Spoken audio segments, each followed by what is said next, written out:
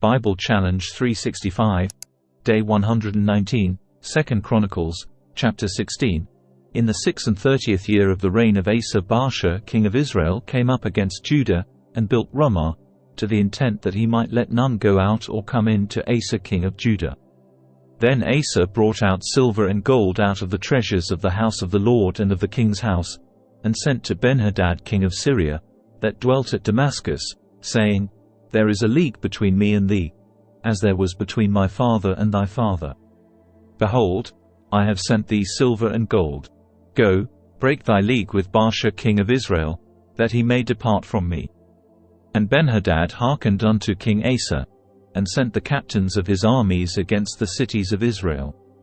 And they smote Ijon, and Dan, and Abel-maim, and all the store cities of Naphtali. And it came to pass, when Baasha heard it, that he left off building of Ramah, and let his work cease. Then Asa the king took all Judah, and they carried away the stones of Ramah, and the timber thereof, wherewith Baasha was building. And he built therewith Geba and Mitzpah.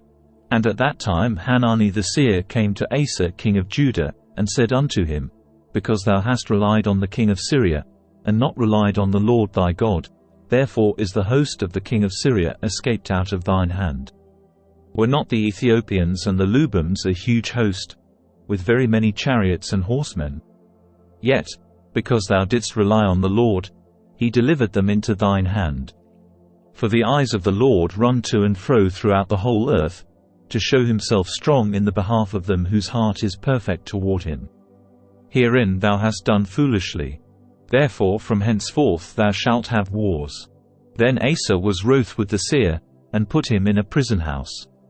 For he was in a rage with him because of this thing. And Asa oppressed some of the people the same time. And, behold, the acts of Asa, first and last, lo, they are written in the book of the kings of Judah and Israel. And Asa in the 39th year of his reign was diseased in his feet, until his disease was exceeding great. Yet in his disease he sought not to the Lord, but to the physicians. And Asa slept with his fathers, and died in the 41st year of his reign. And they buried him in his own sepulchres, which he had made for himself in the city of David, and laid him in the bed which was filled with sweet odors and divers kinds of spices prepared by the apothecary's art. And they made a very great burning for him. 2 Chronicles, chapter 17. And Jehoshaphat his son reigned in his stead, and strengthened himself against Israel. And he placed forces in all the fenced cities of Judah, and set garrisons in the land of Judah, and in the cities of Ephraim, which Asa his father had taken. And the Lord was with Jehoshaphat, because he walked in the first ways of his father David, and sought not unto Baalim, but sought to the Lord God of his father, and walked in his commandments, and not after the doings of Israel. Therefore the Lord stablished the kingdom in his hand. And all Judah brought to Jehoshaphat presents. And he had riches and honor in abundance. And his heart was lifted up in the ways of the Lord. Moreover he took away the high places and groves out of Judah. Also in the 3rd year of his reign he sent to his princes, even to Benhail, and to Obadiah, and to Zechariah, and to Nethaneel, and to Michaiah, to teach in the cities of Judah. And with them he sent Levites, even Shemaiah, and Nethaniah, and Zebediah, and Asahel, and Shemiramoth, and Jehonathan, and Adonijah, and Tobijah, and Tobadonijah, Levites. And with them Elishama and Jehoram, priests. And they taught in Judah, and had the book of the law of the Lord with them, and went about throughout all the cities of Judah, and taught the people. And the fear of the Lord fell upon all the kingdoms of the lands that were round about Judah, so that they made no war against Jehoshaphat. Also some of the Philistines brought Jehoshaphat presents, and tribute silver. And the Arabians brought him flocks, 7,700 rams, and 7,700 he-goats. And Jehoshaphat waxed great exceedingly. And he built in Judah castles, and cities of store. And he had much business in the cities of Judah. And the men of war, mighty men of valor, were in Jerusalem. And these are the numbers of them according to the house of their fathers, Of Judah, the captains of thousands. Adnah the chief, and with him mighty men of valor 300,000. And next to him was Jehohanan the captain, and with him 280,000. And next him was Amasiah the son of Zitri, who willingly offered himself unto the Lord. And with him 200,000 mighty men of valor. And of Benjamin, Eliada a mighty man of valor, and with him armed men with bow and shield 200,000. And next him was Jehozabad, and with him 180,000 ready prepared for the war. These waited on the king, beside those whom the king put in the fenced cities throughout all Judah. 2 Chronicles, chapter 18. Now Jehoshaphat had riches and honor in abundance, and joined affinity with Ahab. And after certain years he went down to Ahab to Samaria. And Ahab killed sheep and oxen for him in abundance, and for the people that he had with him, and persuaded him to go up with him to Ramoth-Gilead. And Ahab king of Israel said unto Jehoshaphat king of Judah, Wilt thou go with me to Ramoth-Gilead? And he answered him, I am as thou art, and my people as thy people. And we will be with thee in the war. And Jehoshaphat said unto the king of Israel, Inquire, I pray thee, at the word of the Lord today. Therefore the king of Israel gathered together of prophets 400 men, and said unto them, Shall we go to Ramoth-Gilead to battle, or shall I forbear? And they said, Go up. For God will deliver it into the king's hand. But Jehoshaphat said, Is there not here a prophet of the Lord besides, that we might inquire of him? And the king of Israel said unto Jehoshaphat, There is yet one man, by whom we may inquire of the Lord. But I hate him, for he never prophesied good unto me, but always evil. The same is Micaiah the son of Imlah.